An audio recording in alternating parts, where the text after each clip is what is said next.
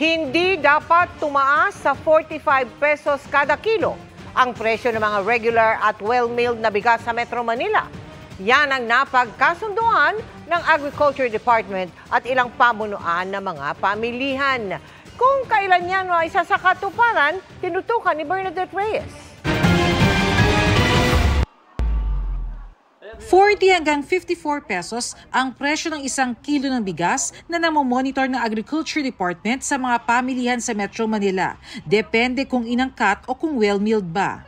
Pero sa pwestong ito sa Quezon City, 48 pesos kada kilo ang pinakamurang bigas. Ang good news, simula sa Lunes ay may mabibili na rin ganyang klase ng bigas sa 43 pesos kada kilo. Alinsunod ito sa kasunduan ng Agri-Department sa mga lider ng mga market association sa Metro Manila na dapat 3 hanggang 5 pesos lang kada kilo ang kita sa bigas. With this agreement kanina, we're hoping na talagang masustain na hindi lang siya pili, kundi talagang ito yung magiging standard na pag regular at well-milled, talagang dapat hindi tataas ng 45 ang presyuhan dapat sa palengke. May abot pa naman kami doon na bahagya lamang. Kaya pagbibigyan natin.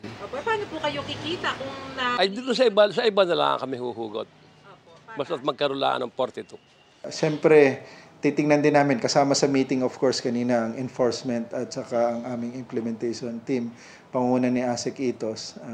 Part din, titingnan kung merong probability ng profiteering. Susunod na rin daw ang ibang probinsya, bagaman hindi sinasantabi ang posibilidad na maaaring may bahagyang epekto ang mga nagdaang bagyo sa presyo ng bigas.